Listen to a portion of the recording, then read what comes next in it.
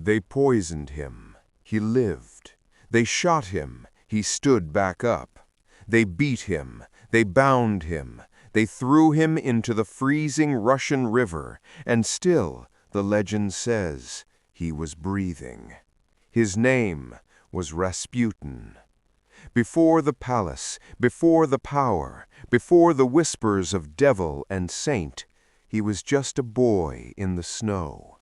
Born in 1869 in a frozen Siberian village, a place where winter swallowed the earth for months at a time. Grigori Rasputin, a peasant, uneducated, wild, but something about him disturbed people. His eyes, they didn't look at you, they looked through you. As a young man, Rasputin claimed to have visions, divine encounters, voices in the dark.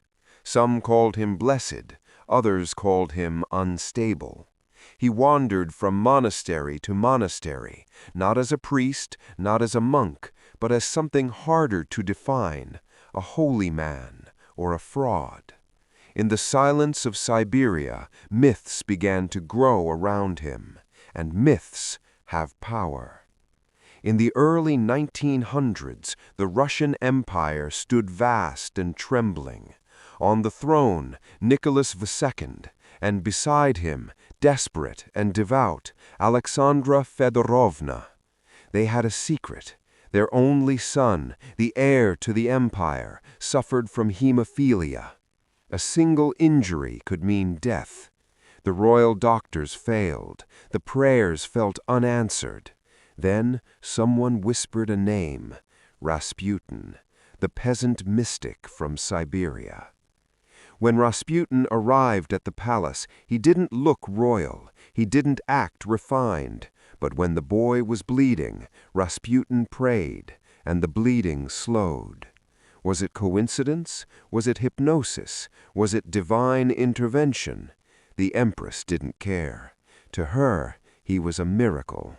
And miracles become dangerous when kings believe in them. Soon, Rasputin was no longer just a healer. He was an advisor, a confidant, a voice in the Empress's ear. While the Tsar led a struggling empire, Rasputin's influence spread through the palace corridors like smoke. Rumors followed him, drunken nights, scandals, affairs. Some said he seduced noblewomen. Some said he manipulated ministers. Some said he controlled the Empress herself.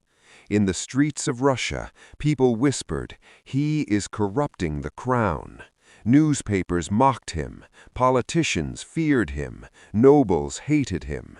And when fear grows inside a palace, it turns into conspiracy. December 1916. A prince, a group of nobles, a decision. Rasputin had to die. He was invited to the Moika Palace under false friendship. They served him wine, sweet cakes, both laced with cyanide. They waited. He ate. He drank. They waited for him to fall. He didn't. Minutes passed. Nothing. Panic began to rise. So they shot him. The bullet tore into his body. He collapsed. Silence filled the room. They stepped closer, and then his eyes opened. Rasputin rose to his feet, bleeding, staring. He tried to flee into the snowy courtyard. They shot him again and again. Finally, they beat him, wrapped him, and threw him into the freezing Neva River. Days later, his body was recovered. The autopsy revealed water in his lungs. Some say he was dead before the river. Some say he drowned. But the story had already escaped the facts, and legends are stronger than truth. Months after Rasputin's death, the Russian Empire collapsed. Revolution ignited. The Romanov family was imprisoned and eventually executed. Vladimir Lenin rose from the chaos. An empire that had ruled for centuries was gone. Some believed Rasputin had weakened the throne. Others believed he was the scapegoat. But one thing is certain. His death did not save the empire. If anything, it marked the beginning of the end. So who was Rasputin? A healer? A manipulator? A mystic? A monster? Or simply a man who stepped too close to power and survived longer than he was meant to?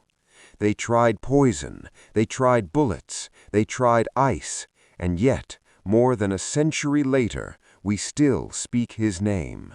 Some men die quietly, others refuse to. In the shadows of history, there are figures who blur the line between man and myth. Rasputin was one of them, and perhaps that is why he never truly died.